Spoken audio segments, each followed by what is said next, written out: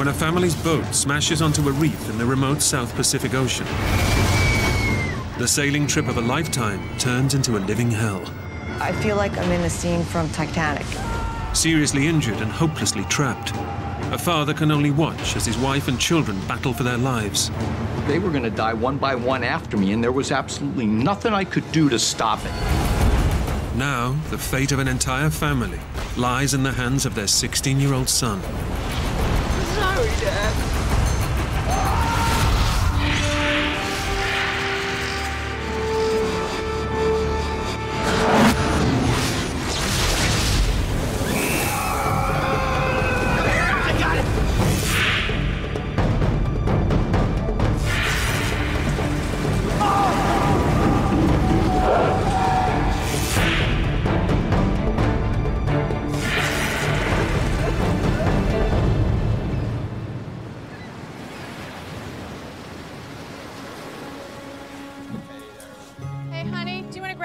Sure.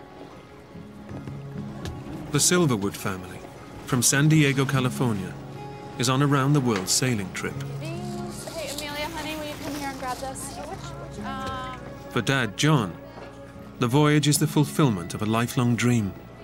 John had always talked to me about going and doing this sailing thing. You know, he said, oh, let's just go buy this boat and go, you know, put the kids on board and go sailing around the world. There's a lot of different reasons why we went on this voyage. Probably most important to me was that my kids experienced firsthand, at a young and an impressionable enough age, just the absolute freedom of being out on the ocean. Hey, Ben, you want to give your mom a hand? I think that's gonna be okay. The family has already sailed 20,000 miles. You all set? They're now on the last leg of their journey, leaving the South Pacific island of Raiatea and heading for Australia, 3,500 miles away. Australia, we were going to sell the boat and go back home and put the kids back to school and go back to work. Okay, guys, come on, let's go.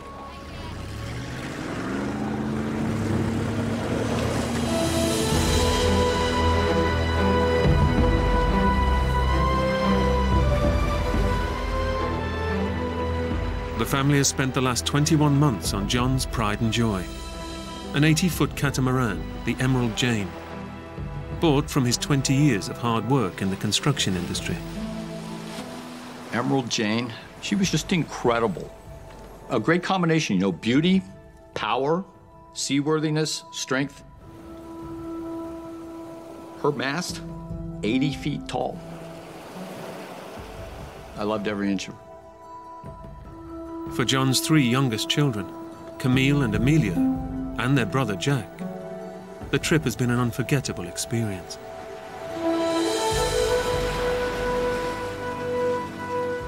The Emerald Jane has become their family home, as well as their very own school at sea. We had all the accoutrements of life that we would need, including probably 300 pounds of school books. But not everyone on board has enjoyed the trip. Ben. What? You want to come over here and take over? I have to. John's teenage son, Ben, has found it hard going. I wanted to go home really badly because I just missed all my friends. And I was still in contact with a lot of my friends via email. So I tell them about stuff, and I really missed them. 6 months ago, Ben discovered that his dad had extended their trip.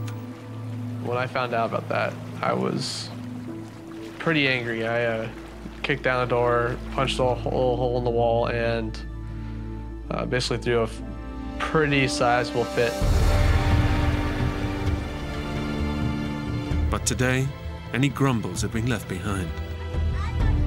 They're out on the ocean and heading home. Amelia and Camille are both playing out on the deck. Jean's busy reading a book. They're at sea. Ben maybe a little bit grudgingly, but they're happy.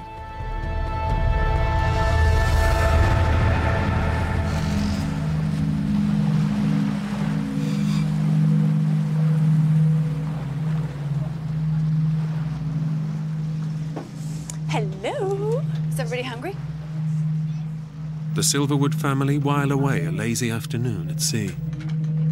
No, he did. Was it?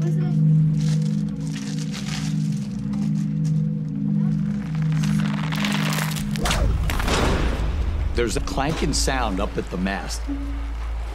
Something that had never happened to us before.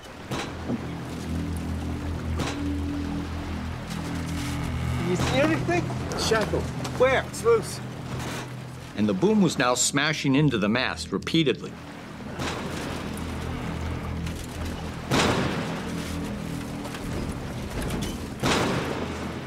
And we wrestled with that problem for probably 2 hours.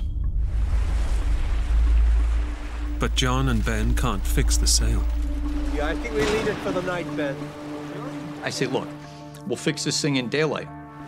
Watch the side. We have to drop the mainsail down. And we continue on like that.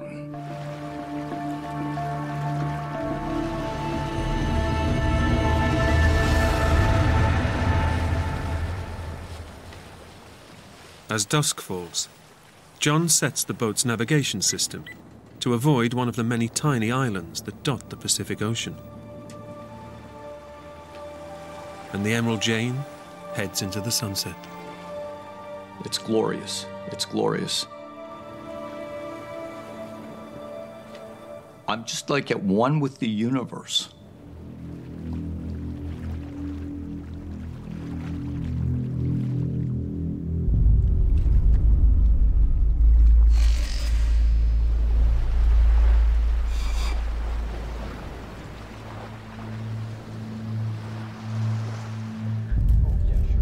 You guys all set for dinner? Yeah, Mom. Yeah? Below deck, the family relaxes, while Ben keeps watch in the cockpit. 1 more minute, and that's it. Okay? John takes a rest, and the 3 younger children get ready for their evening meal. It's another night at sea, just like the hundreds they've spent together during their voyage. I start to hear this scraping sound.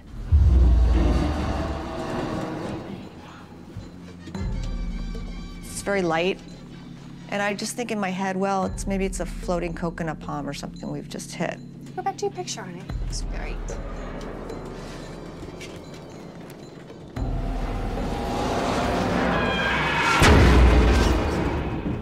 There's this sharp bang sound. Then it starts to get louder and louder. I run into the salon. Like chalk on a board on steroids, man. It's just ripping our ears apart. And my son's voice coming from the cockpit. One word. Reef! Reef! He's screaming, reef. We looked at each other in horror. And in that same second,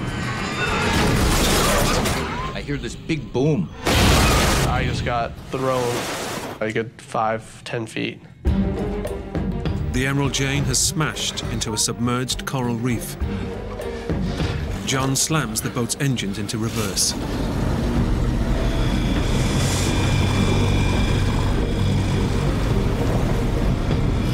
The boat grinds to a halt on the reef. But their ordeal has only just begun.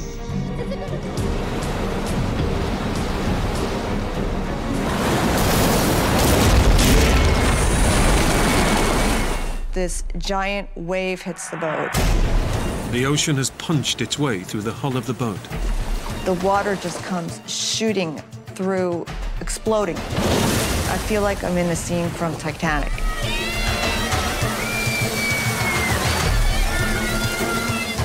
I just looked at John's eyes, and you can tell he's scared. He's really, really frightened.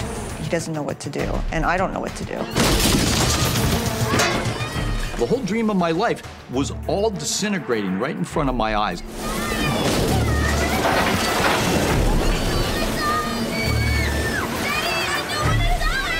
And they're screaming, I don't want to die, I don't want to die.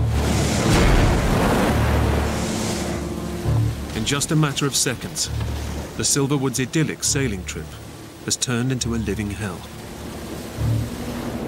The Emerald Jane is being ground into a reef in the middle of the Pacific Ocean and is being battered by violent waves. I know that we're in a world, just a world of hurt. Seawater is engulfing the vessel, and the cabin is slowly flooding.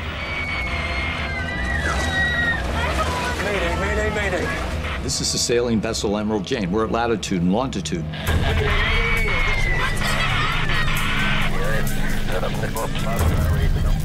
I can hear French voices, just like static in the universe.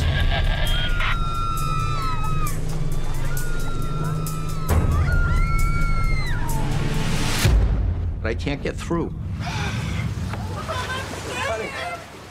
The boat's satellite phone should work anywhere on Earth. It's a direct line to call for rescue. And my hands are shaking so hard.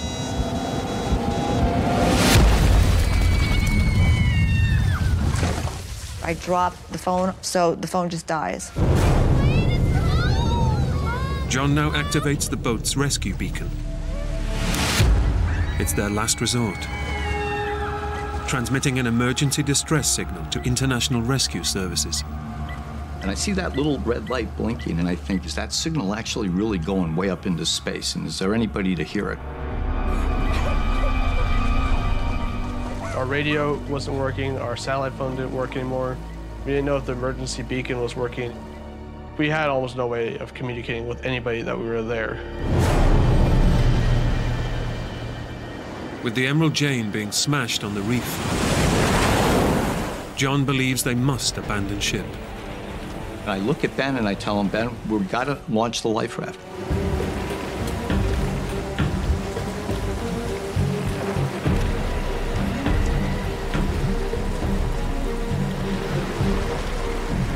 We pull the line that inflates this life raft. You never think that you're going to do it. But in the next second, you absolutely want to hear the sound of that compressed air filling that life raft.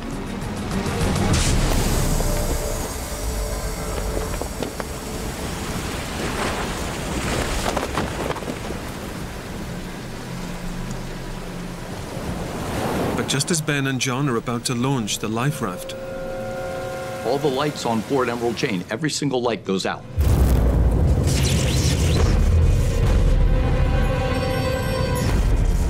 seawater has flooded the boat's batteries and cut the electricity supply.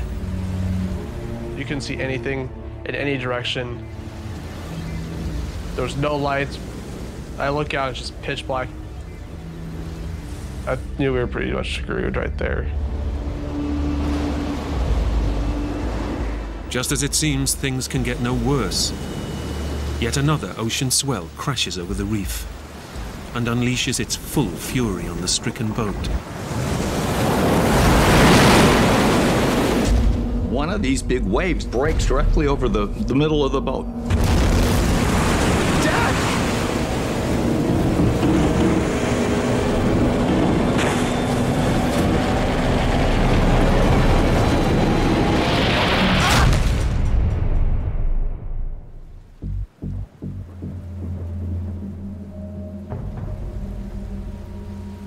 I'm flat on my back.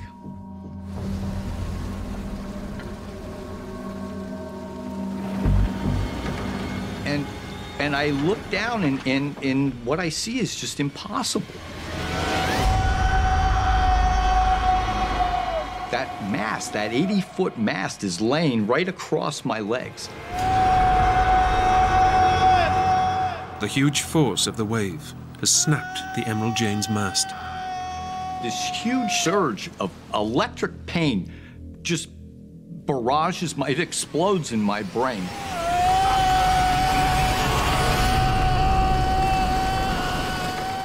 I heard my dad scream. The falling mast has also hit Ben, striking him on the head. My head was just pounding, like, my ears were ringing and I could feel like, you know when you can feel your heartbeat in your head? And the next thing I know, there's Ben's face, you know? He's got blood coming down both sides of his face, and he's looking down at me. and I pull myself up and doing a sit-up. I'm confronted with these two white bones, the remains of my lower leg, and they're shattered.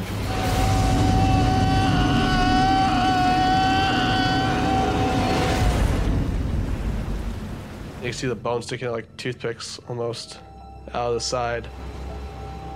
The mast has almost completely severed John's leg below the knee. And beneath that, there's just this pool of blood that's spreading on the deck.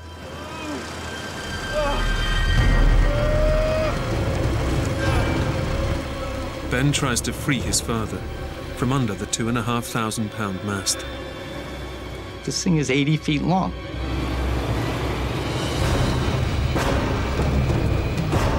It's impossible. And I couldn't like just pull it out.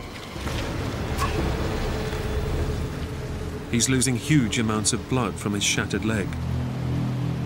And Ben knows that unless he can find a way to stem the flow, his dad has only minutes to live. He was in a huge amount of trouble.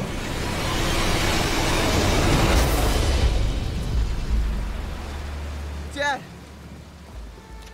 I said, Ben, my leg's broken. I'm trapped. You're in charge of the boat now. You've got to take care of the family. I watched his eyes. I could watch his expression and how it changed. Becoming a man. I could see that come over his face. And he just looks at me and he says, Dad! Dad, I'm gonna get you out of here.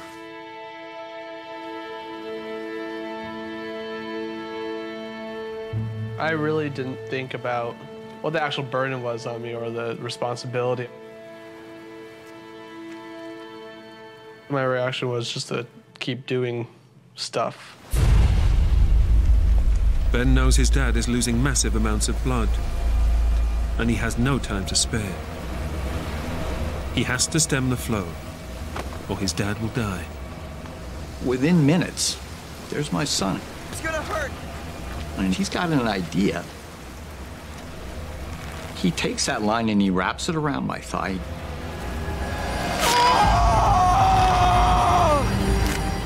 And he's got these big screwdrivers.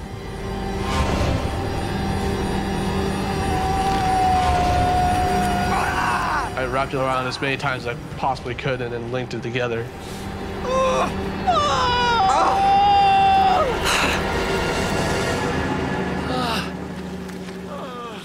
Ben's tourniquet cuts the circulation to his dad's leg. Without that effort, I probably would have died within 10 minutes.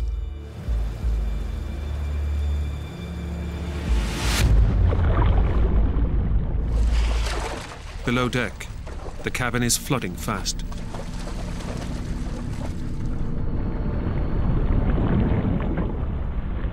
Jean has to get the kids out and leads them up into the cockpit, now the only safe haven on the boat.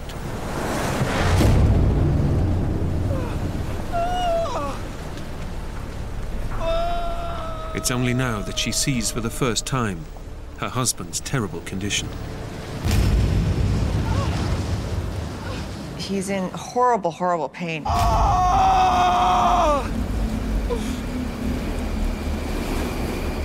I said, I'm gonna go down below and get the first aid kit.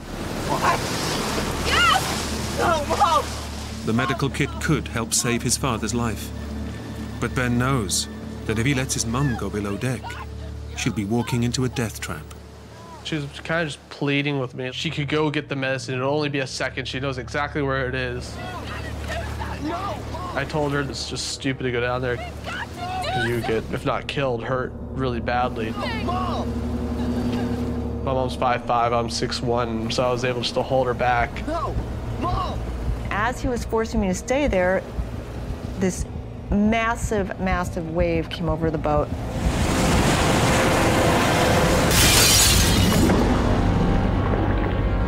Blew out the front windows that surrounded the main salon where I was going. I would have been killed instantly if I was there.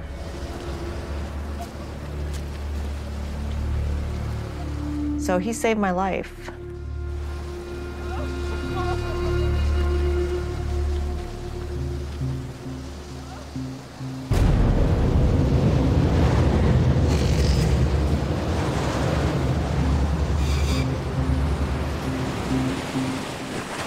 With John pinned down beneath the immovable mast, the Silverwood family can do nothing but hunker down and pray for the waves to subside. But there's just no let-up.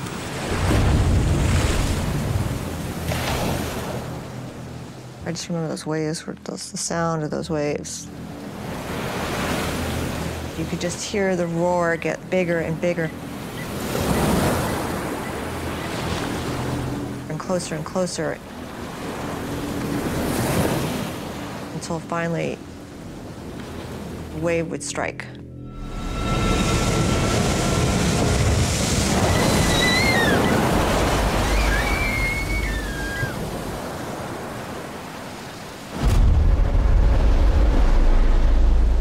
John has now been trapped under the mast for 2 excruciating hours. The night just continued to drag on.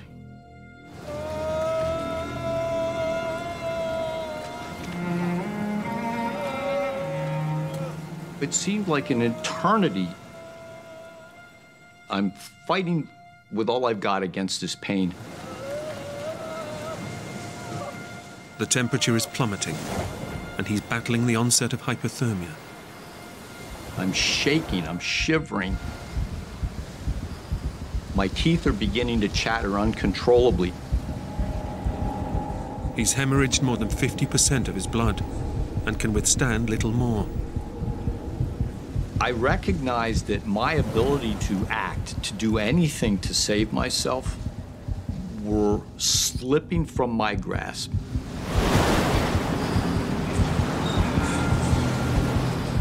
I was solely focused on causing my body to make the sound of my own breathing and causing my body to make the sound of my heart beating.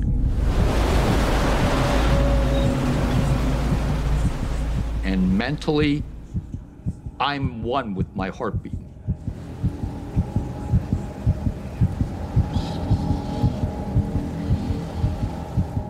But there's this sensation that's just growing larger and larger and larger. Like a shot, I realize what it is. I'm going to die. I'm stuck underneath here, I'm bleeding to death, and I have to accept that.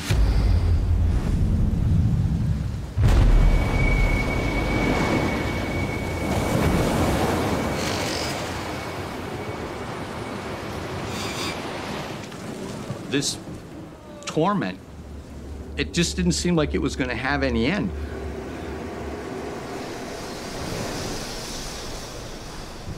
The pain is indescribable.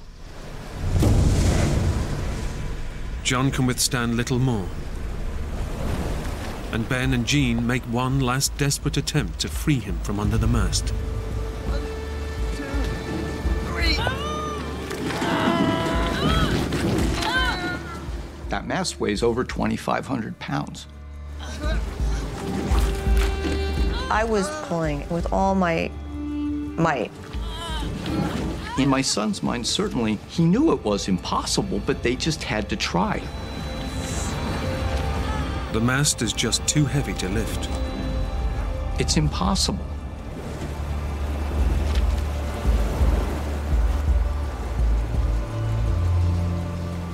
There's just no escape.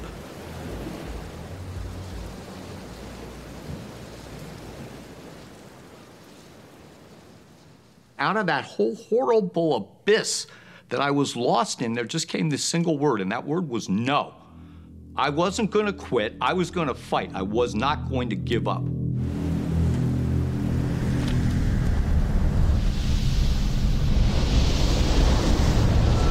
Out of nowhere, a huge wave slams into Emerald Jane.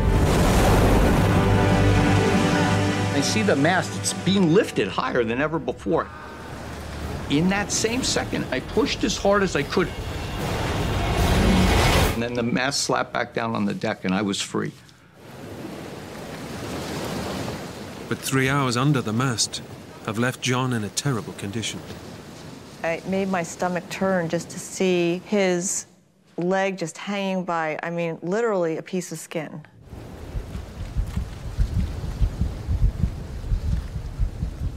I fell into an abyss of despair, like a free fall. I knew that I'd taken my wife and my kids out to this godforsaken reef.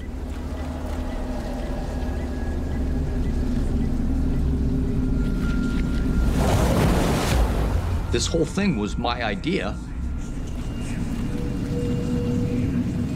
After I passed, they were going to die one by one after me, and there was absolutely nothing I could do to stop it. It was beyond horror.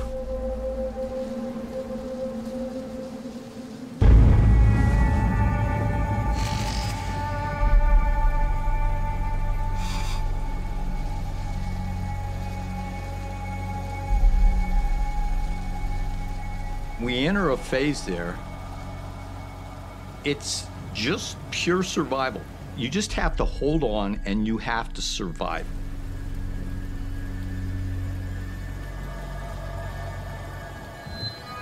We just prayed. We didn't know what to do.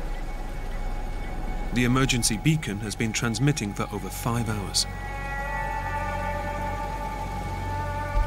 But they have no idea whether their call for help is being heard.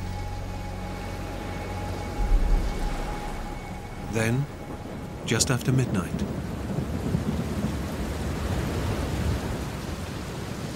Mom! Mom! See that?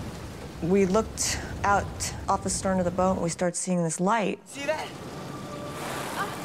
Get the flare gun. The light starts getting bigger and bigger.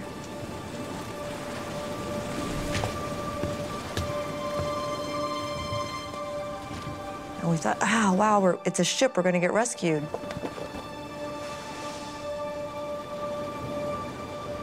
And I took the last flare we had and I shot it up in the sky.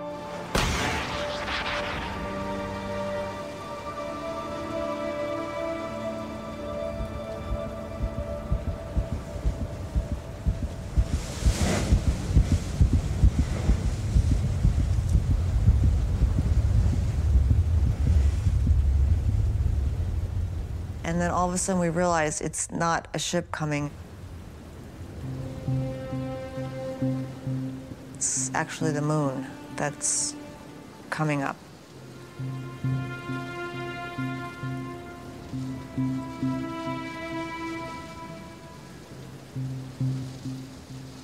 And it was such a great disappointment for us because, you know, when you think you're going to be rescued and actually now you're still in the same position you were in, what are we going to do next?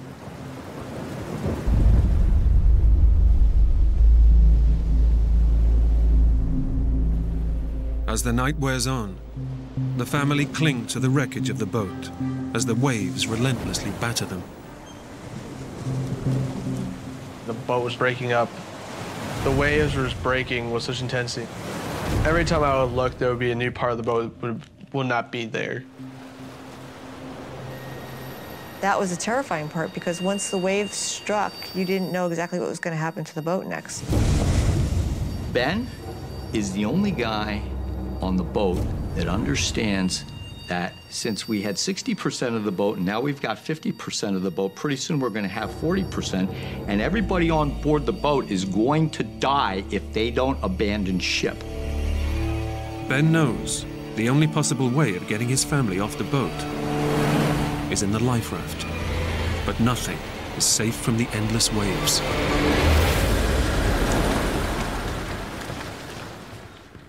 The life raft fell over and flipped over. The life raft is trapped in a tangle of wreckage. The family of 6 is now stranded on a sinking boat in the middle of the Pacific Ocean, with no means of escape.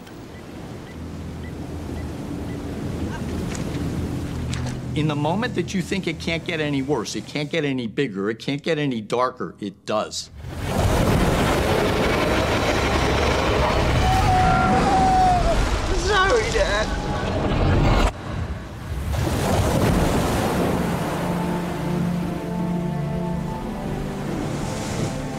boat was just breaking up so badly.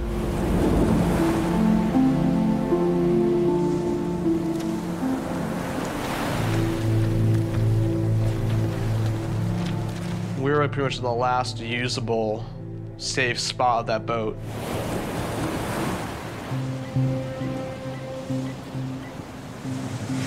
That's when I realized there was no way we could stay there.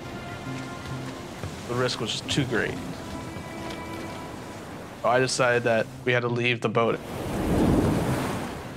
7 hours after they crashed, the tide around them begins to ebb, exposing a tiny outcrop of rock about 100 feet away. It's a possible escape route.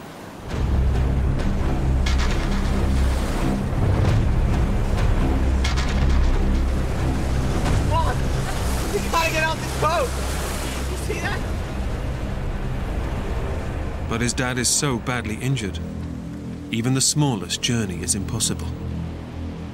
I know that there is no way to get me off of the boat to the reef alive. I would not survive that trip. It's down to you now, son. It's a terrible decision for a 16-year-old to make. But Ben knows he has no option. He must leave his dying father behind on the sinking boat in order to save the rest of his family.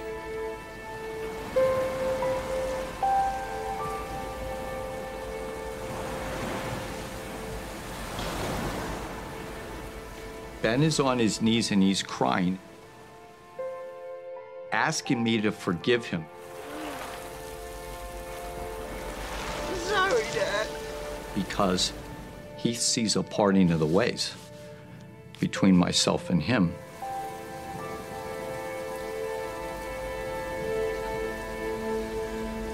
Sorry, Dad. When you're basically telling him goodbye, it was pretty tough to tell him that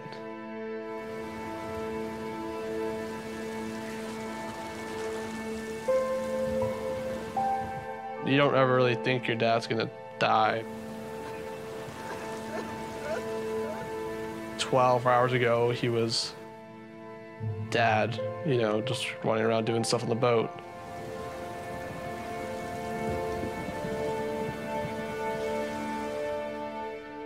So it was very difficult.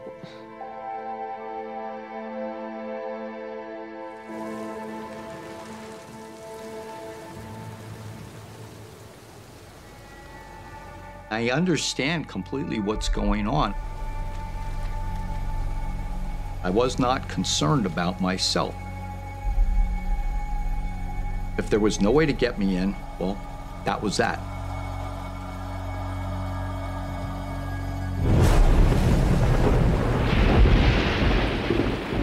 Now, as head of the family, Ben is faced with getting the 3 young children off the boat and across the reef to the tiny outcrop of dry rock.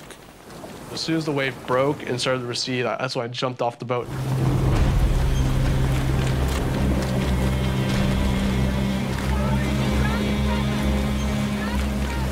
The reef is so sharp, the little coral spikes would go right through my sandals. I had coral cutting my feet every time I took a step. They're cutting up their legs every which way. We have the waves breaking on our legs, and our legs are getting absolutely cut up.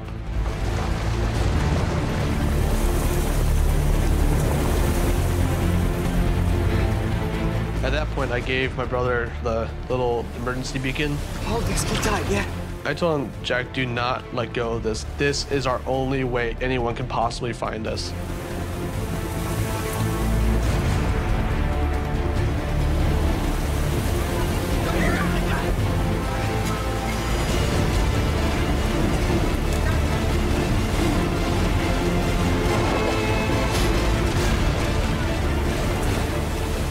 Come to Mommy! Come on! You can do it! Come on! You've got to get off the boat now, too. You've got to get off the boat. Come on, honey!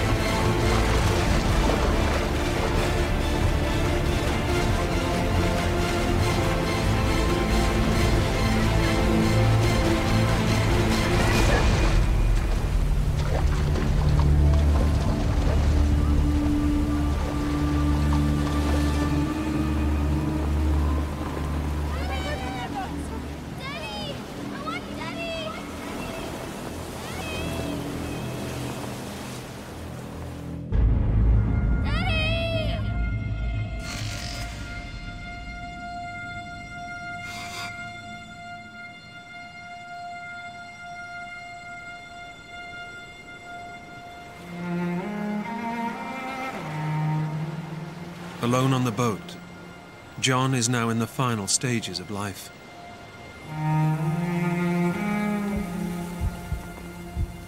And he begins to give up. There was no possibility of saving me out there. And I don't have any hopes whatsoever of being rescued.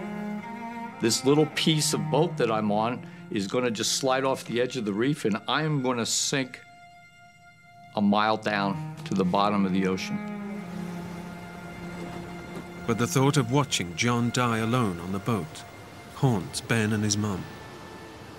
If we don't get him off the boat, he doesn't have a chance. He doesn't have a chance.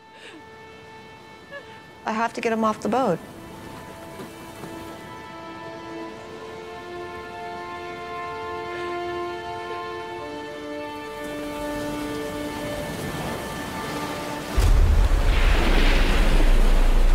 Ben decides to head back to the boat.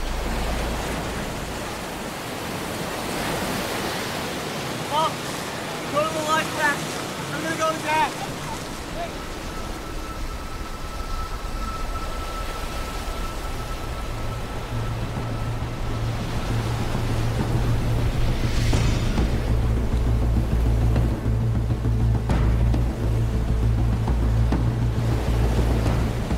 But the life raft is hopelessly tangled in a web of rope.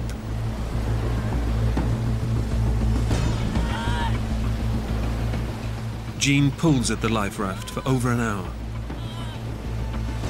Every bit of my mind, every bit of muscle I have, I'm grunting, I'm practically drowning out there.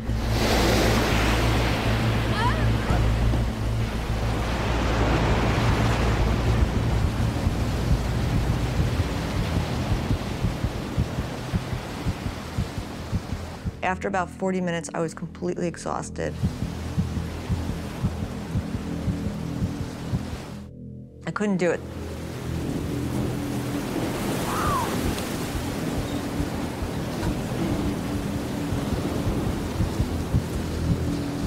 Jean launches into a frenzy, a crazed frenzy, trying to push this raft out. But just as it seems it will never be freed, The life raft just comes popping out. She just yelled at me like, I got it, I got it.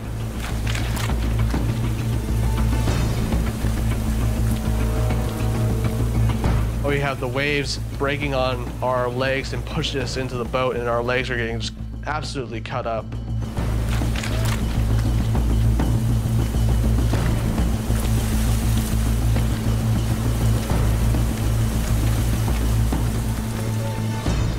I had to use all my strength to slip his upper body and slide that in. And the pain was intense. It was just a series of explosions, you know? I remember the tears that were just streamed down the side of my eyes. And my teeth, they're just grit.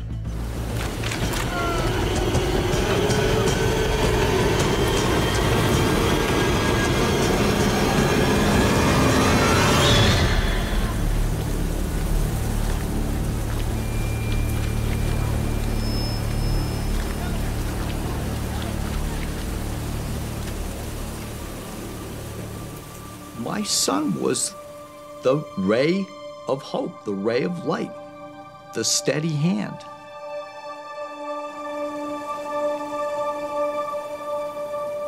My worries were the life raft would pop some point on the reef, like before we were able to get him to safety.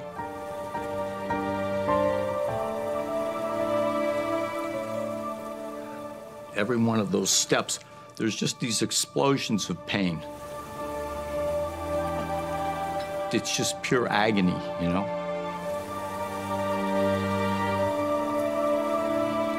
Well, that kind of pain, it takes maybe an hour to even begin to leave you. That peak of pain.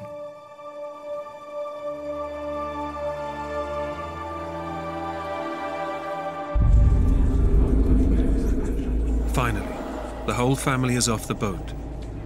But it's been 10 hours since they crashed and set off their emergency beacon. and John is close to death. I knew my dad didn't have very long to live. I knew he wasn't going to last like till the next day.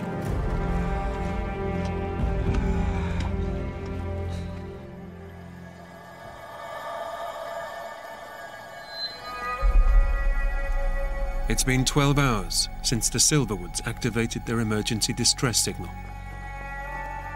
But there's been no sign of rescue. Clinging to a tiny outcrop of rock, the family has all but given up hope. And inside the life raft, John is barely conscious, on the edge of death.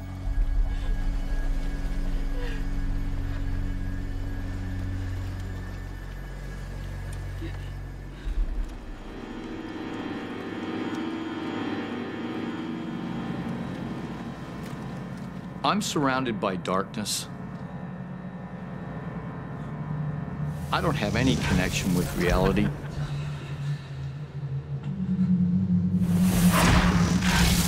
I would pray, I'd ask God, in return for my own suffering, in return for my own passing, would you please save the life of my wife?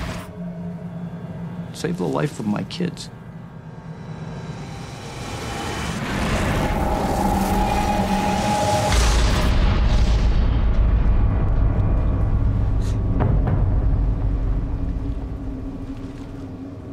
Ben has done everything he can to save his dad. He can do no more. He's now resigned to his father's death.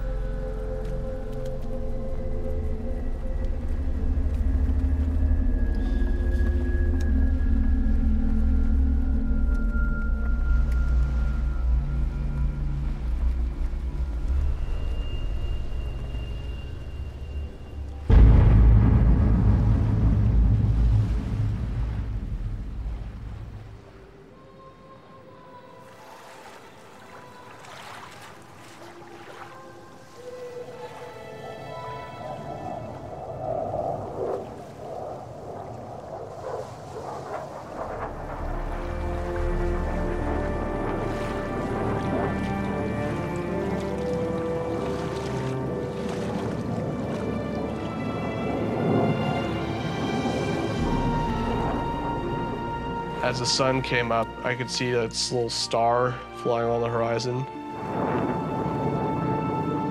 So I thought it could be a plane. Help! Help! Help! I was ecstatic, like someone knew we were there. And it gets right over us and it starts circling, just circles around and around and around.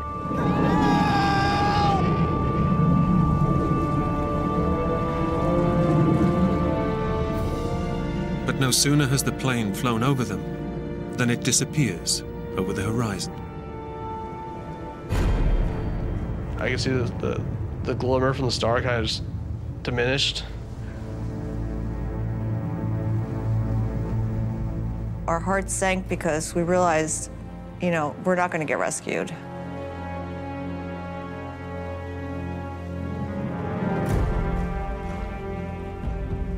Two more hours pass, and there's no sign of the plane returning. Time was definitely running out for my dad. We need like a medic or a doctor here now.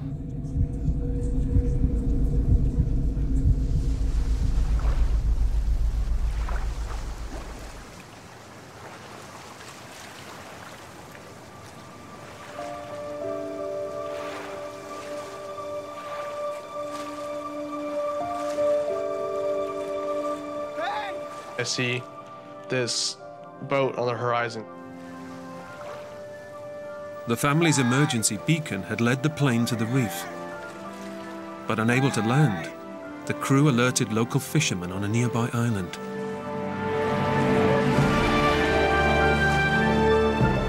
"15 hours after their boat was shipwrecked, their ordeal is finally over. That was when I finally let go. I just grabbed Ben and I held him and I cried. I can't even tell you the feeling of elation. I was just relieved, like I just dropped a huge bag or something. We're actually going to get out of this situation. John's gonna make it.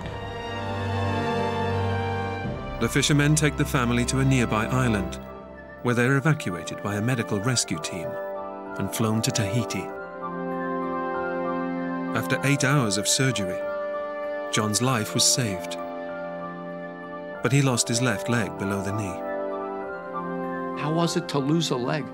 I honestly can tell you, it bothered me not.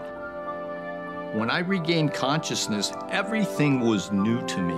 Everything was spectacular to me. I'm so proud of my children.